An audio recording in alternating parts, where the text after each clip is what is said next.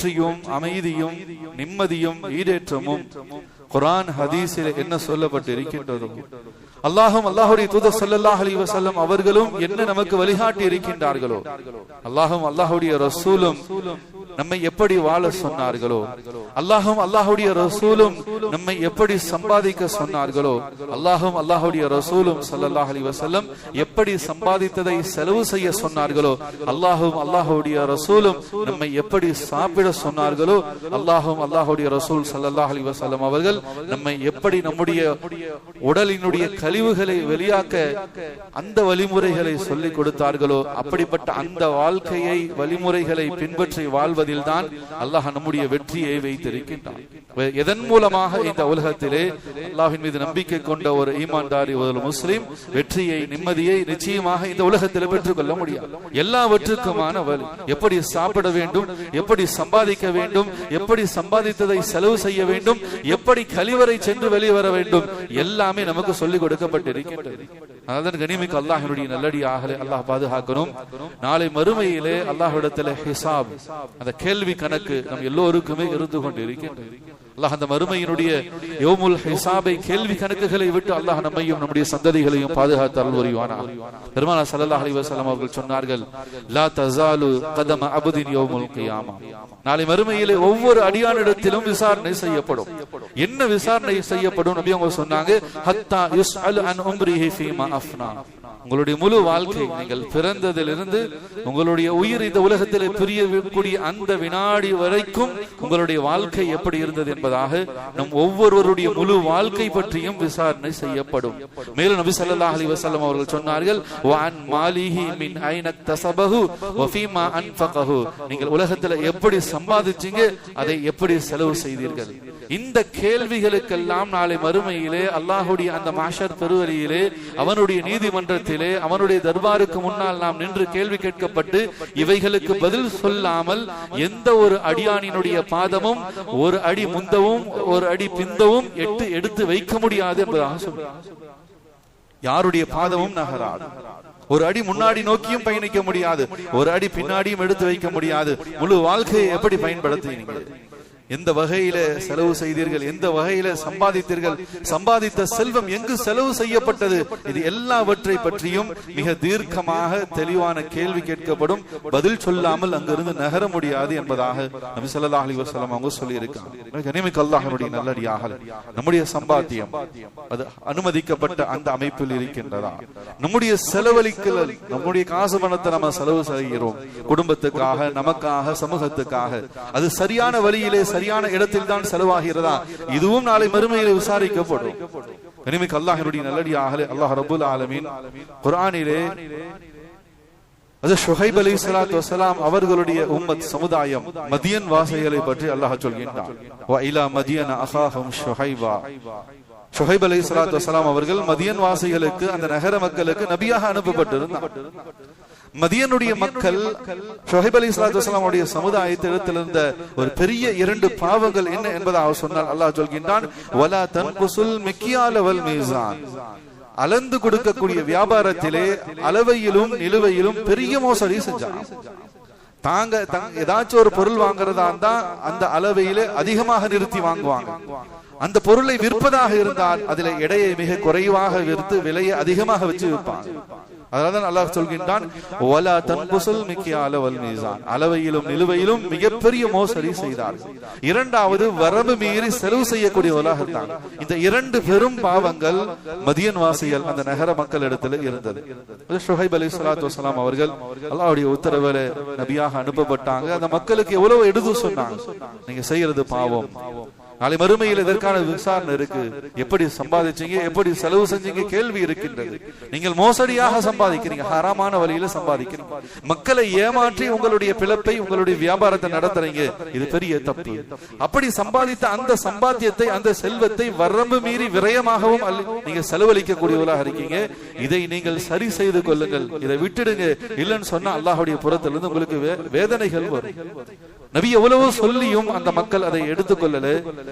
இறுதியாக ஷுஹைப் அலைஹிஸ்ஸலாத்து வஸலாம் அவங்க தங்களுடைய மக்களை பார்த்து, அந்த மக்கள் தங்களுடைய ஊர்க்காரர்கள், தங்களுடைய நகரவாசிகள், தங்களுடைய குடும்பத்தார்கள், தங்களுடைய உறவுகளாக இருந்ததனால மிக இரக்கமாக சொன்னாங்க, இன்னனி அராகும் பிஹைரின், என்னுடைய மக்களே, என்னுடைய உறவுகளே, என்னுடைய குடும்பத்தார்களே, இன்னனி அராகும் பிஹைரின், அல்லாஹ் உங்களுக்கு நல்ல வாழ்க்கையை கொடுத்திருக்கான்ப்பா, நீங்க நல்லா இருக்கீங்க, நீங்க நல்லா இருக்கக்கூடிய சூழ்நிலையை நான் பார்த்துக்கிட்டு இருக்கேன். அல்லாஹ் உங்களுக்கு வசதி வாய்ப்புகளை கொடுத்திருக்கான், நல்ல வியாபாரத்தை கொடுத்திருக்கான், நல்ல ஒரு ஊரை உங்களுக்கு கொடுத்திருக்கான், செழிசெழிப்பு, தண்ணீருடைய பரக்கத், எல்லா ரீதியிலும் ஒரு செழிசெழிப்பான பூமியிலே ஒரு பரக்கத்தான செழிப்பான வாழ்க்கையை நீங்கள் வாழ்ந்து கொண்டிருப்பதை நான் பார்க்கின்றேன். இன்னனி அராகும் பிஹைரின், அல்லாஹ் உங்களுக்கு ஹைர செஞ்சிருக்கான், நலவு செஞ்சிருக்கான். ஆனால் நான் பயப்படுகின்றேன், நீங்க இந்த அநியாயத்தை செய்யறதுனால, உங்களுடைய வியாபாரத்துல மோசடி செய்வதனால், அளவையிலும் நிலுவையிலும் நீங்கள் ஏமாற்றுவதின் காரணமாகும், வரம்பு மீறி உங்களுடைய செல்வத்தை விரயம் செய்வதனாலும் நான் பயப்படுகின்றேன், எங்க உங்கள் மீது அல்லாஹுடைய பெரும் பேர் அழிவு இறங்கி விடுமோ, அதாபு இறங்கி விடுமோன்னு சொல்லி நான் பயப்படுறேன்னு சொல்லி சொன்னாங்க. ஆனா ஷுஹைப் அலைஹிஸ்ஸலாத்து வஸலாம் அவர்கள் சொன்னதை அந்த மக்கள் காதுகள்ல வாங்க, மாறாக நபியை ஏளனம் செய்தாங்க. அல்லாஹ் பாதுகாக்கணும். எந்த அளவுக்கு என்பதாக சொன்ன அந்த மக்கள் சொன்னாங்க, அன்னத்ருக மா யஅபுது ஆபாஉனா அவ் நஃஅல ஃபி அம்வாலினா, என்ன ஷுஹைபே, உங்களை நாங்க நல்ல மனிதர் நினைச்சோமே, மக்கள் சொல்றாங்க, நீங்க ரொம்ப நல்லவர் நினைச்சோம், நம்மை சார்ந்தவர் என்பதாக சொல்லி நினைச்சோம், ஆனால் நீங்க என்ன இப்படி செஞ்சுக்கிட்டு இருக்கீங்க, அன்னத்ருக மா யஅபுது, நம்முடைய மூதாதைய தெய்வங்களை எல்லாம் நீங்க திட்டிட்டு இருக்கீங்களே, சிலைகளை எல்லாம் வணங்க கூடாது, அவைகளுக்கெல்லாம் எந்த சக்தியும் இல்லை என்பதாக சொல்லி நம்முடைய தெய்வங்களை எல்லாம் நீங்கள் பழித்து பேசுகின்றீர்கள். அபாஉனா அவ் நஃஅல ஃபி அம்வாலினா, எங்களுடைய காசு, எங்களுடைய பணம், எங்களுடைய சொத்து, எங்களுடைய செல்வம், எங்களுடைய உணவு, நாங்க விரும்பிய விடத்திலே அதை செலவு செய்வோம், அதை விரயம் செய்வோம், இதை போய் கேட்கறதுக்கு நீங்க யார், உங்களுக்கு என்ன தகுதி இருக்கு? நபியை பார்த்து கேட்டான், நான் சம்பாதித்த காசு, நீங்க பல பேர் அப்படிதான் சொல்லுவாங்க, அல்லாஹ் பாதுகாக்க, நீங்க இவ்வளவு வரம்பு மீறி விரயமாக இவ்வளவு காசுகளை கொண்டு போய் விரயமாக கொட்டிட்டு இருக்கீங்களே, சொன்னா அவங்க இடத்துல வரக்கூடிய பதில், நான் சம்பாதித்த சம்பாத்தியம், என்னுடைய சொத்து, என்னுடைய செல்வம், நான் எங்க வேணாலும் செலவு செய்வேன், எப்படி வேணாலும் செலவு செய்வேன், அதை கேட்கறதுக்கு நீங்க யார்? அல்லாஹ் பாதுகாக்கணும். அந்த மக்கள் நபியை பார்த்து அப்படிதான் கேட்டாங்க, நீங்க நல்லவர் என்பதாக சொல்லி நாங்க நினைச்சுக்கிட்டு இருந்தோம், எங்களுடைய மூதாதைய தெய்வங்களை நீங்க பழித்து பேசுகின்றீர்கள், அவ் நஃஅல ஃபி அம்வாலினா மா நஷா, நீங்க யார் நாங்க செலவு செய்யறதை தடுக்கிறது, எங்களுடைய காசை நாங்க எப்படி வேணாலும் செலவு செய்வோம். கனிமிக்க அல்லாஹ்வுடைய நல்லடியார்களே, பெருங்கொண்ட இரு பெரும்பாவங்கள் நபி எச்சரிக்கை செய்தோம், உங்களுக்கு இது சரியல்ல, அழகல்ல, நீங்க இதை சரி செய்து கொண்டால் தான் உங்களுடைய செழிப்பு மிஞ்சும், இல்லைன்னா அல்லாஹ்வுடைய அதாபு இறங்கிடும் சொல்லி அந்த நபி எவ்வளவோ ஷுஹைப் அலைஹிஸ்ஸலாத்து வஸலாம் அந்த மதிய நகரவாசிகளிடத்தில் எடுத்து சொன்ன போதும் அந்த அளவையில் நிலுவையில் தங்களுடைய வியாபாரத்தில் தொழிலிலே மக்களை ஏமாற்றி மோசடியாக சம்பாதிக்கக்கூடிய சம்பாத்தியத்தையும் நிறுத்தவில்லை, வரம்பு மீறிய செலவுகள், வீண் விரயங்கள், அதையும் அவர்கள் விடவில்லை. இதன் காரணமாக என்ன ஆனது? அல்லாஹ்வுடைய வேதனை அவர்கள் மீது இறங்கியது. எப்படிப்பட்ட வேதனை என்பதாக சொன்னால், பேரடி இடி முழக்கத்தை அல்லாஹ் அந்த ஊர் மீது இறக்கி வைத்தான். அவர்களுடைய இல்லங்களில் இருந்தவாறே காலையில் அவர்கள் எல்லாம் இறந்து கிடந்தார்கள். அல்லாஹ் குர்ஆன்ல சொல்லி காட்டுகிறார், இடியினுடைய சத்தம், அந்த சத்தத்தை தாங்க முடியாமல் மரணித்து விட்டார். அல்லாஹ் பாதுகாப்பானாக. கனிமிக்க அல்லாஹ்வுடைய நல்லடியார்களே, வானமும் அல்லாஹ்வுடைய படைப்பு, பூமியும் அல்லாஹ்வுடைய படைப்பு, சூரியனும் சந்திரனும் அல்லாஹ்வுடைய படைப்பு, மேகங்களும் அல்லாஹ்வுடைய படைப்பு தான், ஒவ்வொரு துளி மழையும் அல்லாஹ்வுடைய படைப்பு தான், இடியும் மின்னலும் அல்லாஹ்வுடைய படைப்பு தான். குர்ஆன்ல சூரத்துர் ரஅத், ரஅத் என்பதாக ஒரு சூறாவே இருக்கு, இடி என்பதாக சொல்லி ஒரு சூறாவுக்கு பெயரே சூட்டப்பட்டு இருக்கின்ற 114 சூறாக்களில் ஒரு சூறாவுடைய பெயர் சூரத்துர் ரஅத், இடி முழக்கம் என்பதாக தான் பெயர். நேற்று கூட மாலை நேரம் மிகப்பெரிய மழை, ஒரு 3 மணிக்கு கடுமையான இடியினுடைய சத்தம், எல்லாருக்குமே ஒரு பயம். அல்லாஹ் குர்ஆன்ல சொல்கின்றான் இடியை பத்தி, யுஸப்பிஹுர் ரஅது பிஹம்திஹி, அந்த இடி என்னை தஸ்பீஹ் செய்கின்றது, என்னை புகழ்கின்றது. எனவே அல்லாஹ்வுடைய கட்டுப்பாட்டில் இருக்கக்கூடிய அந்த இடி, அல்லாஹ் ரப்புல் ஆலமீன் பல இடங்கள்ல நேற்றைய மலையில, கடலூர் போன்ற பகுதிகளில் இடி மின்னல்ல எத்தனையோ பேர்கள் மரணிச்சிருக்காங்க. அல்லாஹ் பாதுகாக்கணும். இப்படிப்பட்ட மரணங்களை விட்டு அல்லாஹ் நம்மளை பாதுகாப்பானாக. கனிமிக்க அல்லாஹ்வுடைய நல்லடியாக அப்படிப்பட்ட அந்த இடியினுடைய சத்தம் பேரடி முழக்கமாக அல்லாஹுடைய அதாபாக அந்த ஊர் மீது இறங்கியது. அவர்கள் தங்கள் இல்லத்தில் இருந்தவாறே காலையில் எல்லாம் இறந்து கிடந்தார்கள் என்பதாக அல்லாஹ் சொல்கின்றார். அல்லாஹுக்கு மாறு செய்தார்கள். என்ன பெரிய பாவம்! ஒன்று, தங்களுடைய அளவையிலும் நிலுவையிலும் தங்களுடைய வியாபாரத்திலே மோசடி செஞ்சாங்க, மக்களை ஏமாத்தினாங்க, மக்களுடைய நம்பிக்கையை உடைத்து ஏமாற்றி வேலை செஞ்சாங்க, ஏமாற்றி வியாபாரம் செஞ்சாங்க. அதன் காரணமாகவும் தங்களுக்கு அல்லாஹ் கொடுத்த நிஅமத்தான சொத்து செல்வத்தை வரம்பு மீறி விரயம் செய்ததினால் அல்லாஹ் அந்த மக்கள் மீது பேரிடி முழக்கத்தை அதாபாக இறக்கி அந்த ஊரையே மதியனையே அல்லாஹ் அழித்து காண்பித்தான். குர்ஆன் சுட்டி காட்டுகின்றான். கனிமிக்கு அல்லாஹ்வுடைய நல்லடியார்களே, அல்லாஹ் நம்மளை பாதுகாப்பானாக. எனவே கனிமிக்கு அல்லாஹ்வுடைய நல்லடியார்களே, நம்முடைய சம்பாத்தியம் அது எப்படி இருக்கின்றது? ஹலாலான அமைப்பில் இருக்கின்றதா? வரம்பு மீறிய மோசடிகள் கலந்ததாக, பொய்கள் கலந்ததாக, மக்களை ஏமாற்றக்கூடிய சூழலிலே ஹராமான வழியிலே நம்முடைய சம்பாத்தியம் இருக்கா? என நாளை மறுமையிலே கேட்கப்படும். எப்படி சம்பாதிச்சீங்க, எப்படி செலவு செய்தீங்க? இந்த கேள்விகளுக்கு பதில் சொல்லாம மறுமையிலே மஹ்ஷருடைய பெருவழியிலே அல்லாஹ்வுடைய நீதிமன்றத்தை விட்டு நம்மால் நகர முடியாது. உலகத்தினுடைய நீதிமன்றங்கள், உலகத்தினுடைய விசாரணை, அந்த கட்டமைப்புகளை எல்லாவற்றையும் கூட அல்லாஹ் பாதுகாக்கணும். நாம ஏமாத்திடலாம், சாக்கு போக்குகளை சொல்லிடலாம். உலகத்தினுடைய சட்டத்திலே இருக்கக்கூடிய நெளிவு சுழிவுகளை வைத்து நாம் அதிலிருந்து நம்மை காப்பாற்றிக் கொள்ளலாம். ஆனால் நாளை மறுமையினுடைய அதிபதி லிமனில் முல்குல் யௌம் லில்லாஹில் வாஹிதில் கஹ்ஹார், மலிக்குகளுக்கெல்லாம் மாலிக், அவனிடத்திலிருந்து நம்ம எதுவுமே தப்ப முடியாது, நம்முடைய எந்த விஷயத்தையுமே மறைக்க முடியாது. கனிமிக்கு அல்லாஹ்வுடைய நல்லடியார்களே, நம்முடைய சம்பாத்தியத்தை அது குறைவாக இருந்தாலும் தூய்மையாக ஹலாலாக இருந்துச்சுன்னு சொன்னா அல்லாஹ்வுடைய பரக்கத் இருக்கிறது. அதே போல நம்முடைய செலவினங்கள், குடும்பத்துக்காக, நமக்காக, சமூகத்துக்காக செலவு செய்யக்கூடிய அந்த செலவினங்களும் வீண் விரயமாக போனாலும் அது அல்லாஹ்வுடைய மிகப்பெரிய பேர் அழிவை நமக்கு பெற்றுத்தரும் என்பதை இந்த நிகழ்வுகள் நமக்கு சுட்டிக்காட்டக்கூடியதாக இருந்து கொண்டிருக்கிறது. அதனால்தான் கனிமிக்கு அல்லாஹ்வுடைய நல்லடியார்களே, அல்லாஹ் ஈமான்தாரிகளை பற்றி சொல்லும் பொழுது வரம்பு மீறி செலவு செய்யக்கூடியவர்களாக இருக்க மாட்டாங்க, எல்லை மீறிய கஞ்சத்தனமும் இருக்காது. அல்லாஹ் குர்ஆன்ல சொல்கின்றான், வல்லதீன இதா அன்ஃபகு லம் யுஸ்ரிஃபு வலம் யக்துரு வகான பைன ذلك கவாமா. ஈமான் கொண்ட மக்கள் எப்படி இருப்பாங்க சொன்னா, வரம்பு மீறி செலவும் செய்ய மாட்டாங்க, அதே போல எல்லை மீறி சிக்கனம் என்ற பெயரிலே கருமைகளாகவும் இருந்து கொள்ள மாட்டார்கள். வகான பைன ذلك கவாமா, அவர்கள் தங்களுடைய செலவிலே நடுநிலையை, சமநிலையை மேற்கொள்வார்கள். இதுதான் ஈமான்தாரிகளுடைய அடையாளம் என்பதாக அல்லாஹ் தன்னுடைய திருமறையில் சுட்டி காட்டுகின்றான். கனிமிக்கு அல்லாஹ்வுடைய நல்லடியார்களே, அல்லாஹ் பாதுகாக்கணும். இன்னைக்கு இருக்கக்கூடிய சூழ்நிலையிலே ஆடம்பரமான வாழ்க்கை, அவசியமில்லாத அனாவசியமான செலவுகள், இவைகள் எல்லாம் பெருக்கெடுத்த காலத்தில் நம்ம வாழ்ந்துகிட்டு இருக்கோம். எதுக்காக இந்த செலவு ஆகிறதுனே தெரியாம அதுல போய் செலவாகி கொண்டே இருக்கும். எதுக்கு இந்த பொருளை வாங்குறோம் என்பதை தெரியாமலேயே அந்த பொருளை வாங்கி அது வீணாக அலைமாரிகளில், வீணாக வீடுகளில் ஒரு மூலையிலே கிடக்கக்கூடிய சூழ்நிலைகள் அல்லாஹ் பாதுகாப்பானாக. ஆடம்பர வாழ்க்கைக்காகவும் அனாவசிய செலவுகளுக்காகவும் இன்னைக்கு காசு பணங்கள் ரொம்ப ரொம்ப ரொம்ப அதிகமாக விரயமாக செலவாகி கொண்டிருக்கின்றது. அப்படி விரயமாக காசு பணங்கள் ஆடம்பர வாழ்க்கைக்கும் அனாவசிய செலவுகளுக்கும் விரயமாகுவதனால் நம்முடைய சம்பாத்தியம் நமக்கு போதுமானதாக இல்லை. அது எவ்வளவு சம்பாதித்தாலும் சரி, 10,000 ரூபாய் சம்பாதிக்கக்கூடியவராக இருக்கட்டும், மாதம் 1 லட்சம் ரூபாய் சம்பாதிக்கக்கூடியவராக இருக்கட்டும், மாதங்கள் பல கோடிகளை சம்பாதிக்கக்கூடியவராக இருக்கட்டும், அவங்களுடைய சம்பாத்தியம் அவங்களுக்கு போதுமானதாக இல்லை.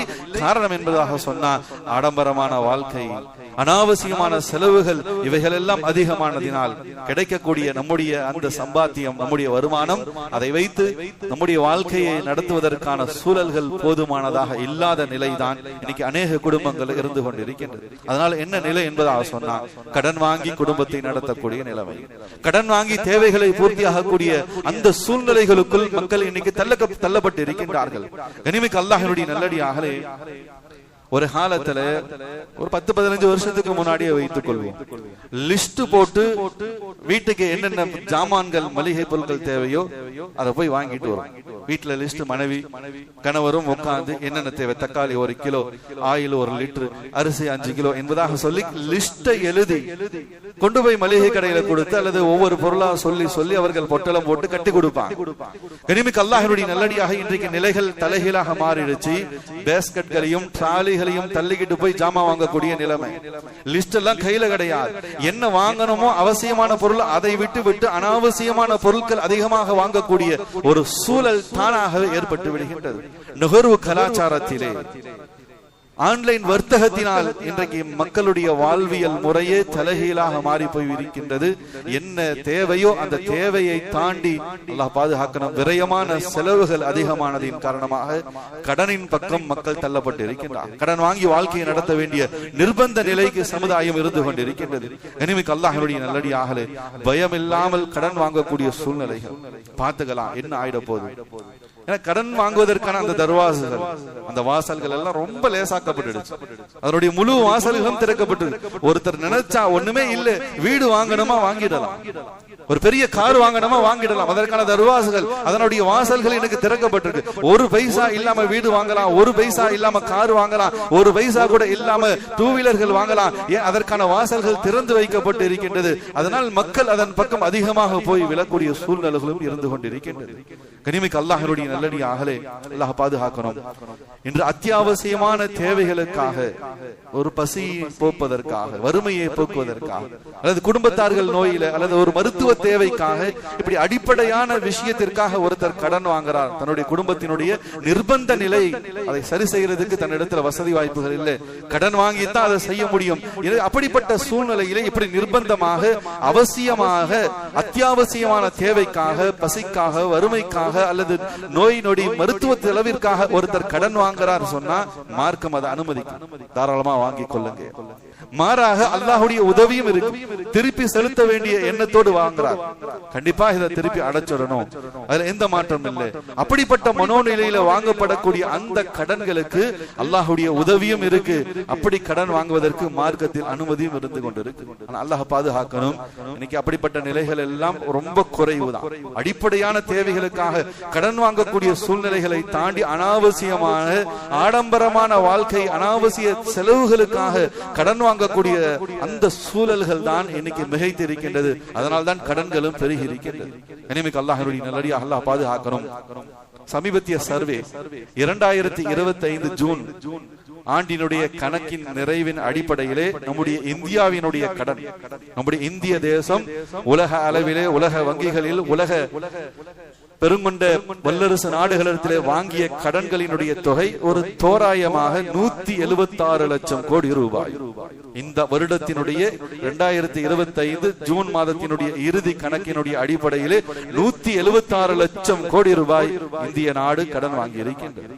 நம்முடைய தமிழகத்தினுடைய கடன் சுமை அதே 2025 இந்த ஆண்டு ஜூன் மாதத்தினுடைய இறுதி கணக்கின்படி தோராயமாக 15.5 லட்சம் கோடி, 15.5 லட்சம் கோடி ரூபாய் தமிழ்நாடு கடன் வாங்கி இருக்கின்றது.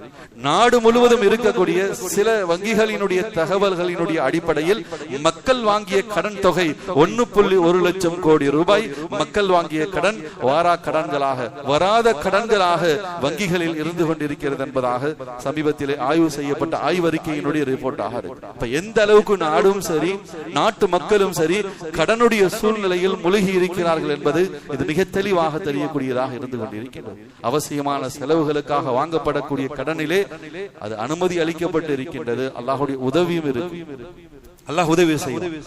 சில சந்தர்ப்பங்கள் அல்லாஹ் பாதுகாக்கணும். அந்த மனோநிலைகளை விட்டு அல்லாஹ் நம்மளை பாதுகாப்பானாக. வாங்கும் பொழுதே பார்த்துக்கலாம். இன்னைக்கு அப்படிப்பட்ட கடன்கள் தான் தேங்கி போய் கிடக்கு. நாட்டினுடைய மிகப்பெரிய பொருளாதாரத்தினுடைய நெருக்கடிக்கு காரணமே லட்சம் லட்சமாக, கோடி கோடியாக வங்கிகளிலே பெருங்கொண்ட செல்வந்தர்கள் கடன்களை வாங்கிட்டு நாட்டை விட்டு வெளியே போயிடுறாங்க. இப்ப இந்த கடன் சுமைகள் எல்லாம் நாட்டு மக்களாகிய நம் மீது தான் விழக்கூடிய ஒரு சூழல். கனிமிக்கு அல்லாஹ்வுடைய நல்லடியாக இப்படி திருப்பி செலுத்தப்படக்கூடிய எண்ணம் இல்லாமல் வாங்கப்படக்கூடிய கடன், உண்மையிலேயே அல்லாஹ்வை நாம் பயந்து கொள்ளணும்.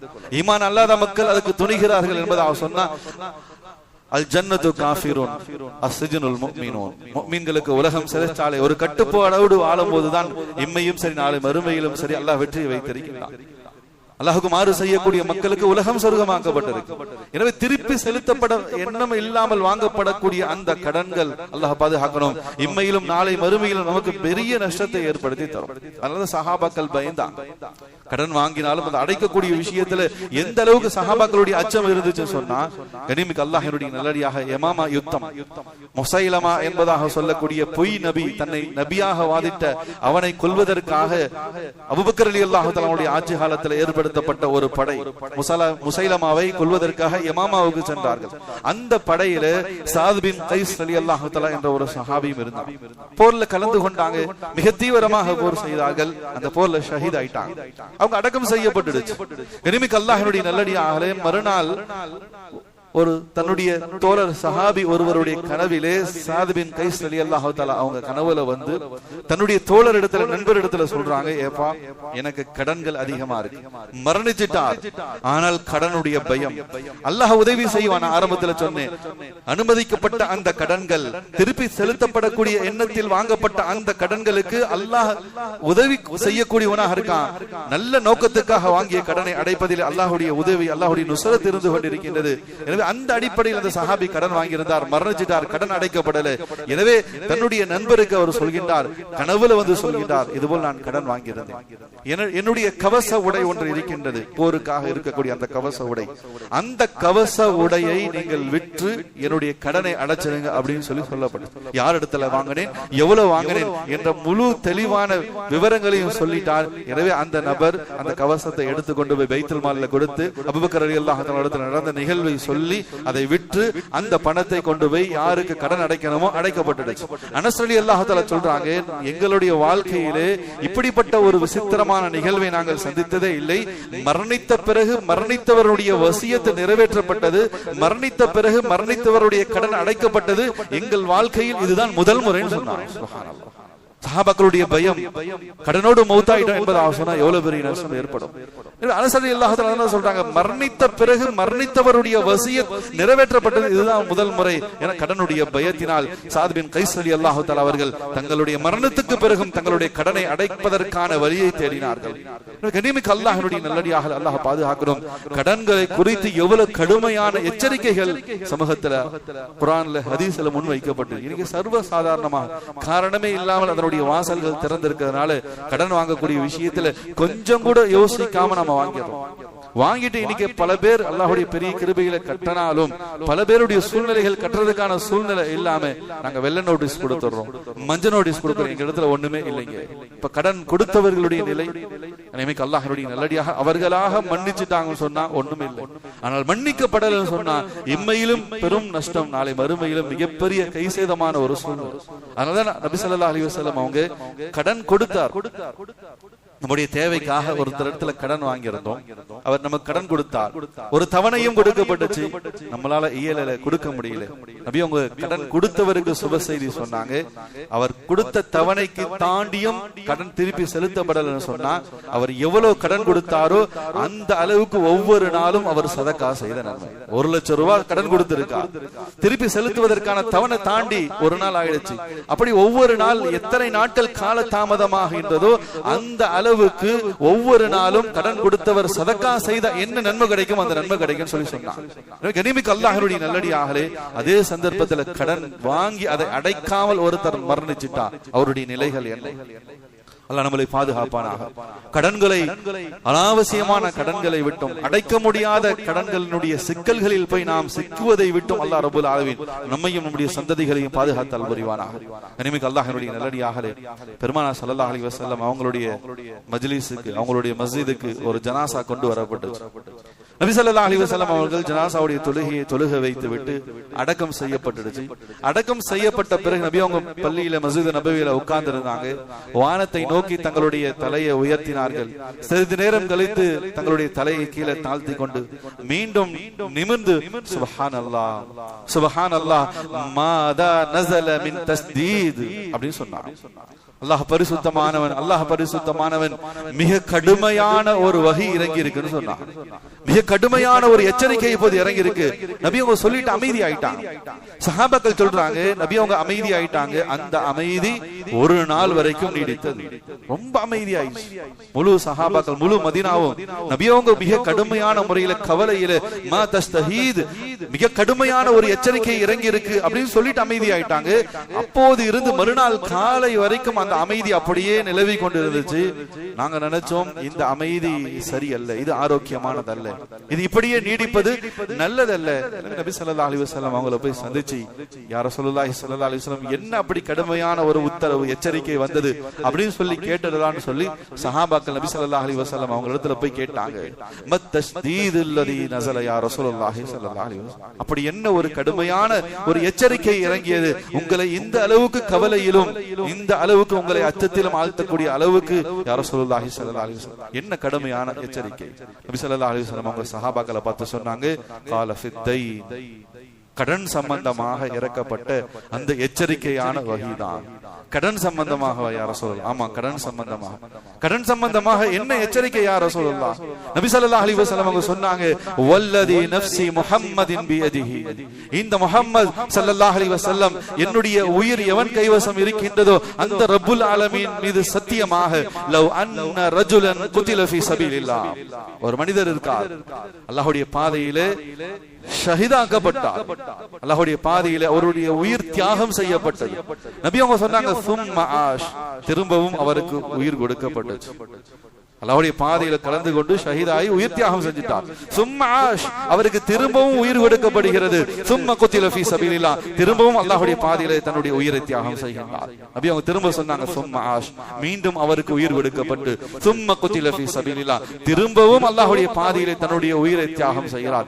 இப்படியே உயிர் தியாகம் செய்து திரும்ப உயிர் கொடுக்கப்பட்டு திரும்ப உயிர் தியாகம் செய்து அதே நிலையில் அப்படி மரணித்தவருக்கு கடன் இருந்தது என்பதாக சொன்னால், மா தஹலல் ஜன்னா, அவரால் சொர்க்கத்துக்கு நுழைய முடியாது.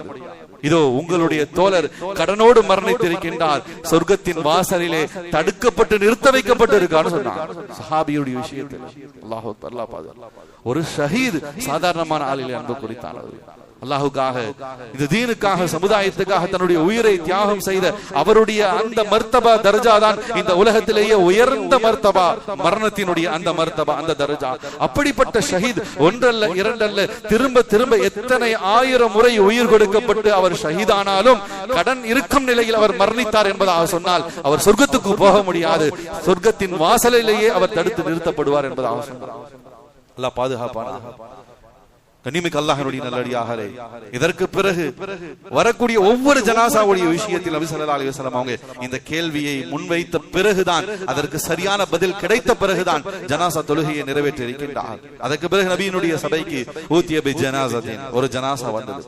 நபி ஸல்லல்லாஹு அலைஹி வஸல்லம் அவங்க யுஸல்லி அலைஹா, தொழுகைக்கு முன்னதாக சஹாபாக்களிடத்துல கேள்வி கேட்டாங்க, ஹல் அலைஹி மின் தைனின், இவருக்கு ஏதாச்சும் கடன் இருக்கா?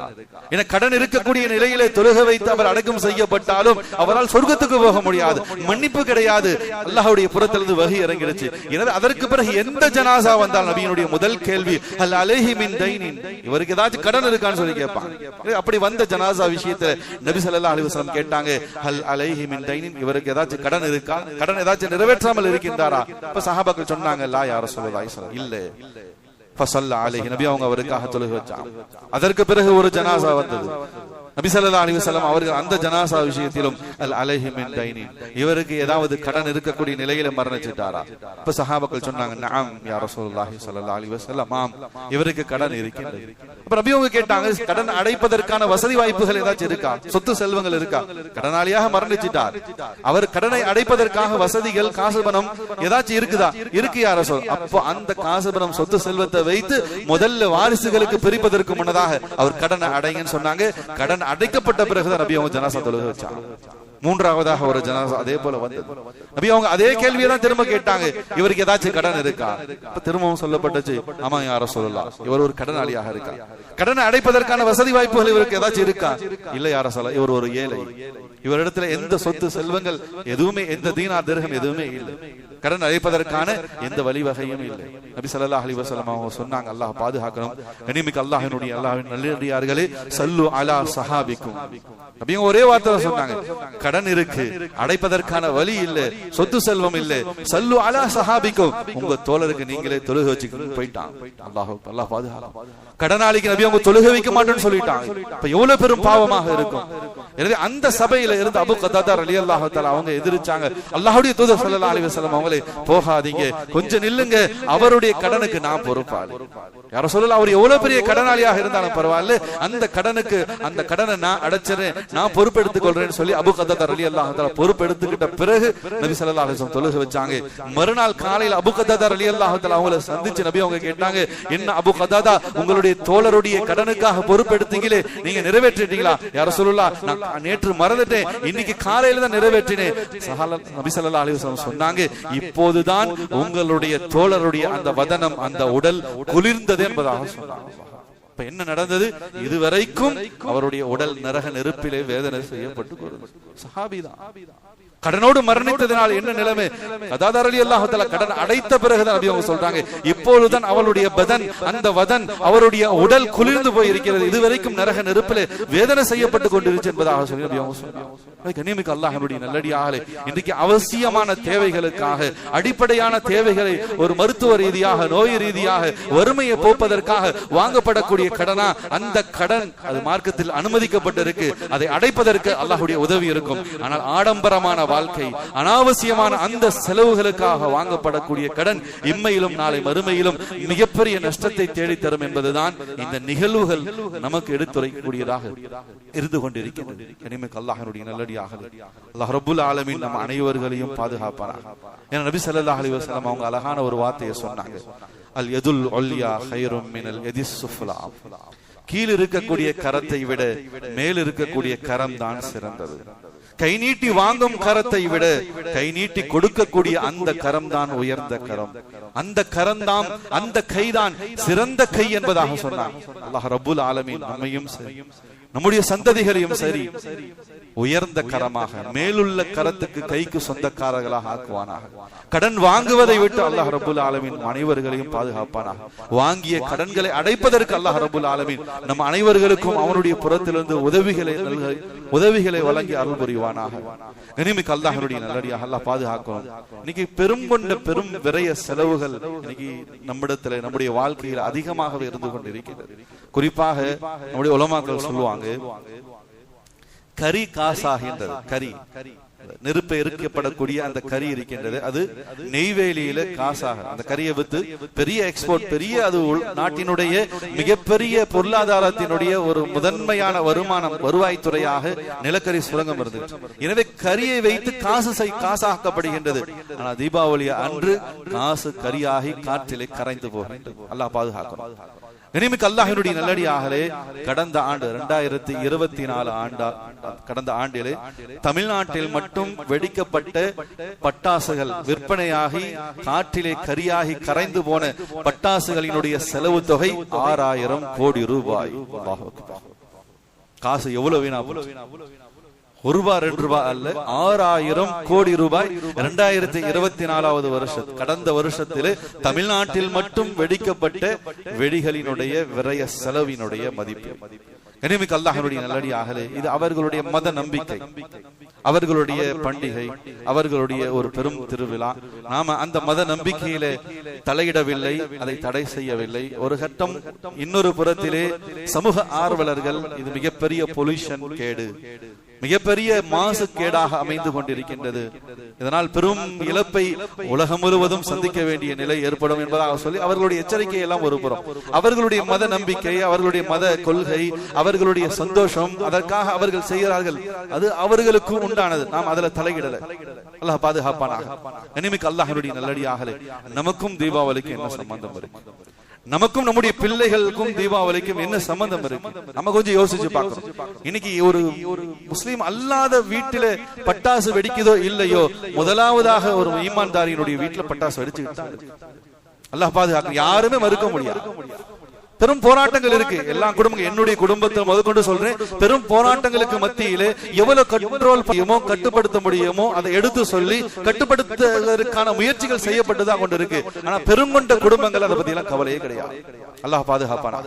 கனிமிக்க அல்லாஹ்வுடைய நல்லடியாக நபி ஸல்லல்லாஹு அலைஹி வஸல்லம் அவர்கள் சொன்னார்கள், அபஹலுன் நாஸ் இலல்லாஹ், அல்லாஹ்வுடைய கடும் கோபத்துக்குரியவர்கள் யார் என்பதாக சொன்னால், வ முப்தஹி ஃபில் இஸ்லாம் சுன்னத்துல் ஜாஹிலியா, இஸ்லாத்துக்கு பிறகு இஸ்லாத்துக்குள் இருந்து கொண்டு ஈமான்தாரியாக முஸ்லிமாக இருந்து கொண்டு அந்த ஈமான்தாரியினுடைய குடும்பத்திலே ஈமானுக்கு மாற்றாக சுன்னத்துக்கு மாற்றாக ஜாஹிலியத்தினுடைய பிற மத சமுதாயத்தை சார்ந்தவர்களுடைய வழிபாடுகளையோ சடங்கு சம்பிரதாயங்களையோ யார் செய்கிறாரோ, எந்த குடும்பம் செய்கின்றதோ அபுகலுன் நாசு இலல்லாஹ், அல்லாஹ்வினுடைய கடும் கோபத்துக்கு அந்த குடும்பம் ஆளாகும். இதை நாம மறந்துடக்கூடாது. இந்த உணர்வு நமக்கு வேணும். அல்லாஹ் எங்கள் மீது கோபப்படுறான், என் குழந்தையின் மீது அல்லாஹ் கோபப்படுறான், என் குடும்பத்தார்கள் மீது அல்லாஹ் கோபப்படுறான், தீனுக்கு மாற்றமாக ஒரு காரியம் என் குடும்பத்தில் நடந்துச்சுன்னு சொல்றான். தீபாவளிக்கு நமக்கும் எந்த சம்பந்தமும் கிடையாது. இன்னும் நபி ஸல்லல்லாஹு அலைஹி வஸல்லம் அவங்க சொன்னாங்க, வலா ததுகுலு அலல் முஷ்ரிகீன ஃபீ கனாயிஸிஹிம். மாற்றார்களுடைய வழிபாடுகளோ அவர்களுடைய ஆலயங்களோ அவர்களுடைய மத வழிபாட்டினுடைய நிகழ்வுகள் நடக்கக்கூடிய இடத்திலே நீங்க ஒரு நிமிடம் கூட நிக்காதீங்கன்னு நபி அவங்க எச்சரிக்கை செஞ்சிருக்காங்க. ஈமான் அல்லாத மக்களினுடைய மத வழிபாட்டு முறையோ அவர்களுடைய திருவிழாக்களோ அவர்களுடைய அந்த கொண்டாட்டங்களோ அவர்களுடைய சடங்கு சம்பிரதாயங்கள் நடக்கக்கூடிய இடமாக இருந்துச்சு சொன்னா அந்த இடத்தில் ஒரு நொடி பொழுது கூட நீங்கள் நிற்காதீர்கள். ஏன், அது அல்லாஹ்வினுடைய கோபத்தை பெற்ற அல்லாஹ்வினுடைய சாபத்துக்குரிய இடம். எப்போது வேண்டும் என்றாலும் அல்லாஹ்வுடைய புறத்திலிருந்து வேதனை இறங்கும். கனிமிக்கு அல்லாஹ்வினுடைய நல்லடியாக பட்டாசு வெடிக்கிறதுனால என்ன ஆயிட போகுது, இதுக்கு போய் இவ்வளவு உணர்ச்சி வசப்பட்டு இவ்வளவு பெரிய விஷயங்களை சொல்லணுமா அப்படின்னு கேட்கலாம். கனிமிக்கு அல்லாஹ்வினுடைய நல்லடியாக இஸ்லாத்தினுடைய நாடி துடிப்பை உயிர் நாடியை விளங்கிக் கொள்ளாதவர்களுடைய மனோநிலை என்பதாகத்தான் நான் சொல்லுவேன். பட்டாசு வெடிக்கிறதுனால என்ன ஆக போதுன்னு சொல்லி நமக்கு கேள்வி எழுந்தது என்பதாக சொன்னா, ஈமான் இஸ்லாத்தினுடைய உயிர் நாடியை, அந்த நாடி துடிப்பை, ஷரியத்தினுடைய சுன்னத்தினுடைய உன்னதமான உயர்ந்த நாடி துடிப்பை விளங்காத மக்களினுடைய மனோநிலை தான் இப்படி இருக்கும். இன்னும் சொல்ல போனா சொல்லுவாங்க, குழந்தைங்க ஆசைப்படுதுங்க, என்ன செய்யறது, இது எப்படி போய் தடுக்கிறது?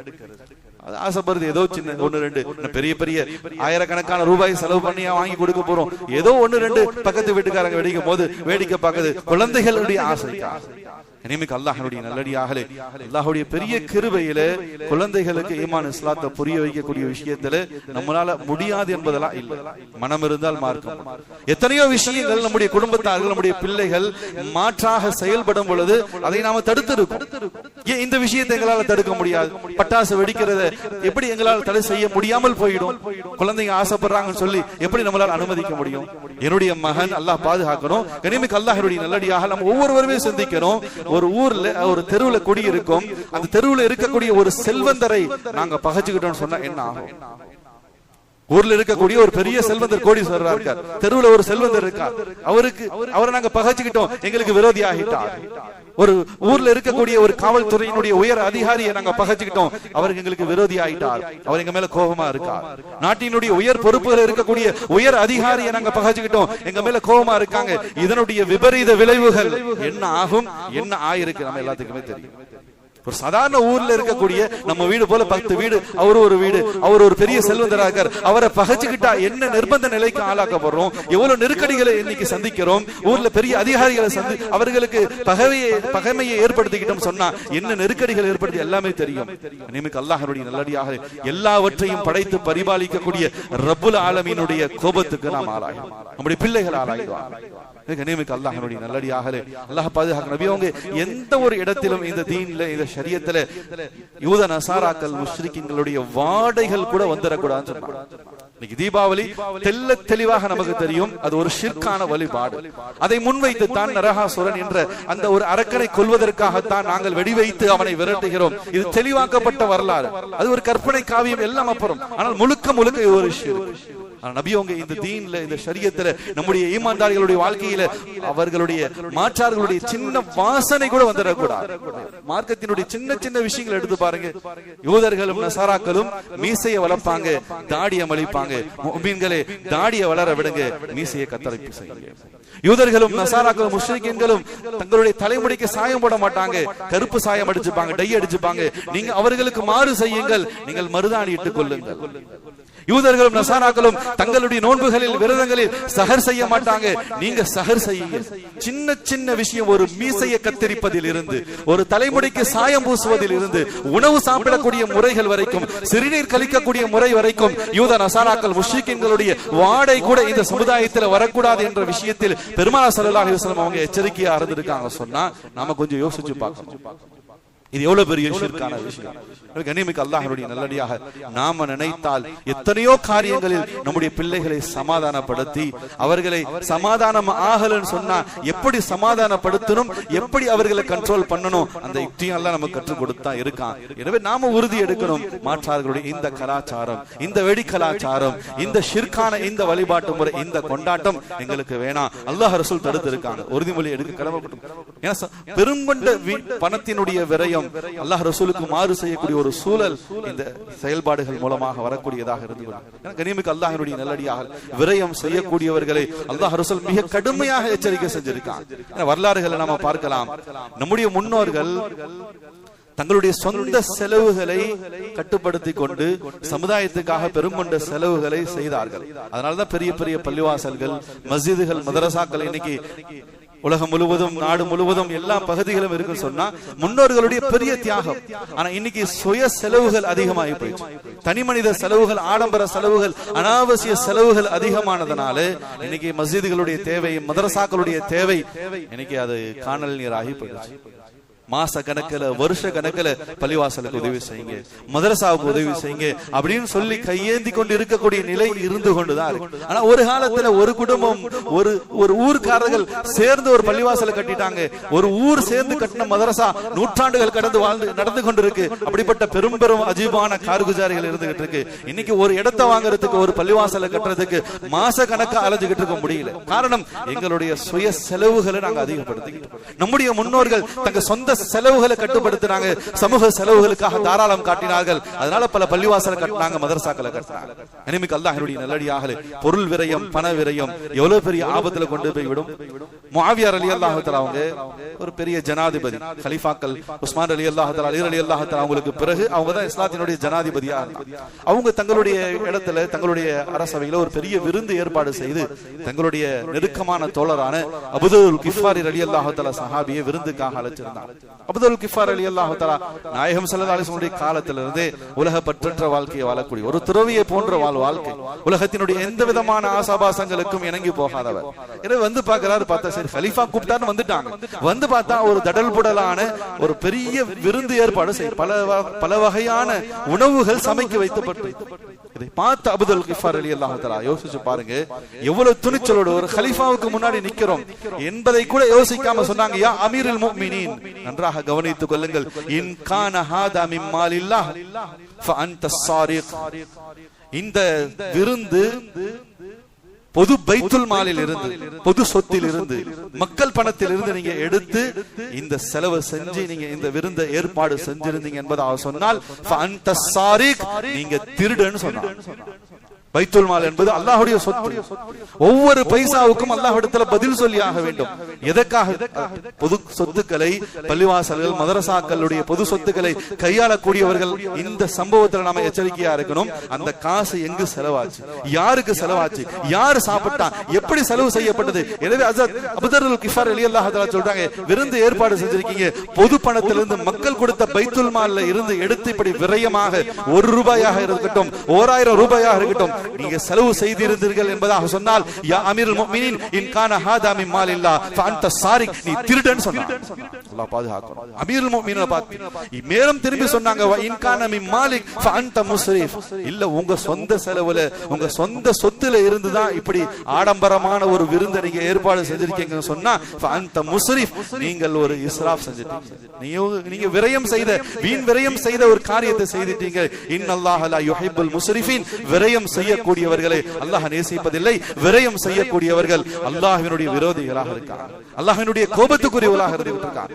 கண்ணியமிக்க அல்லாஹ்வினுடைய நல்லடியார்களே, வாழ்க்கையில விரயமாக எதெல்லாம் வந்து நிற்கின்றதோ அது அனைத்தும் ஷைத்தானுக்குரியது. இன்னல் முபத்திரீன கானு இஹ்வான ஷயாத்தீன், அல்லாஹ் தெளிவாக சொல்றான். விரயம், நமக்கு வீடு தேவையா, வீடு கட்டுறோம், எனக்கு ஒரு ரூமுங்க, என் மனைவிக்கு ஒரு ரூம், என்னுடைய மகனுக்கு ஒரு ரூம், எங்களுடைய விருந்தாளிகள் வந்து அவங்க தங்கறதுக்கு ஒரு 10 அறை தாராளமாக கட்டிக்கங்க. அல்லாஹ் அதெல்லாம் தடை செய்யல. குலு வஷ்ரபு வலா துஸ்ரிஃபு இன்னஹு லா யுஹிப்புல் முஸ்ரிஃபீன், உண்ணுங்கள், பருகுங்கள், வாழ்க்கையை அனுபவிங்க, எந்த எந்த தப்பும் இல்லை. ஆனால் விரயமாக்கிறாதீங்க. எனக்கு என் குடும்பத்துக்கு வரக்கூடியவர்கள் தங்கறதுக்கு என்னுடைய வீட்டுல 10 ரூம் வேணுங்க, தாராளமாக கட்டிங்க. 11ஆவதாக ஒரு ரூம் விரயமாக வீணாக இருந்துச்சு சொன்னா அந்த ரூம் அந்த அறை ஷைத்தானுக்குரியது. அல்லாஹ் பாதுகாக்கும். விரயமாக ஆகக்கூடிய ஒவ்வொரு பொருளும், ஒவ்வொரு வாகனமும், ஒவ்வொரு வீடும், நம்மிடத்தில் இருக்கக்கூடிய ஒவ்வொரு சாதனங்களும் அது ஷைத்தானுக்குரியதாக. தேவைக்காக, எனக்காக, என் குடும்பத்துக்காக எவ்வளவு வேணாலும் செலவு செய்யுங்க, ஆனால் விரயத்தை கொண்டு வந்துடாது. நமக்கு அல்லாஹ்வுடைய நல்லடியார்களே, விரயம் செய்யக்கூடியவர்களை பத்தி அல்லாஹ் சொன்னா வ இன்னல் முஸ்ரிஃபீன ஹும் அஸ்ஹாபுன் நார். விரயம் செய்யக்கூடியவர்கள், பொருளாதாரத்தை வீண் செய்யக்கூடியவர்கள் இருக்கக்கூடிய இடம் அஸ்ஹாபுன் நார், நரகம் என்பதாக அல்லாஹ் எச்சரிக்கை செஞ்சிருக்கான். அல்லாஹ் ரப்பல் ஆலமீன் நம் அனைவர்களையும் பாதுகாத்து அருள் புரிவானாக. மாற்றாருடைய கலாச்சாரங்கள், பண்பாடுகள், அந்த வழிமுறைகள், அவர்களுடைய திருவிழாக்கள், அவர்களுடைய கொண்டாட்டங்கள், இவைகளில் நாமும் சரி நம்முடைய பிள்ளைகளும் கலந்து கொள்ளக்கூடிய நிலைகளை விட்டு அல்லாஹ் ரப்பல் ஆலமீன் நம்முடைய சந்ததிகளை பாதுகாத்து அருள் புரிவானாக. ஹலாலான வகையிலே சம்பாதித்து அல்லாஹ் ரசூல் விரும்பக்கூடிய வகையிலே செலவு செய்யக்கூடிய மேன்மக்களாக அல்லாஹ் ரப்பல் ஆலமீன் நம் அனைவர்களையும் ஆக்கி அருள் புரிவானாக. யாரெல்லாம் கடன்பட்டு இருக்கின்றோமோ அந்த கடன்களை எல்லாம் அடைப்பதற்கு அல்லாஹ் ரப்பல் ஆலமீன் நம் அனைவர்களுக்கும் உதவி செய்தல் புரிவானாக. கடன் இல்லாத மரணத்தை அல்லாஹ் ரப்பல் ஆலமீன் நம் அனைவர்களுக்கும் தந்தல் புரிவானாக. வாஹிர் தவானா அல்ஹம்துலில்லாஹி ரப்பில் ஆலமீன். அஸ்ஸலாமு அலைக்கும் வ ரஹ்மத்துல்லாஹி தஆலா வ பரகாத்துஹு.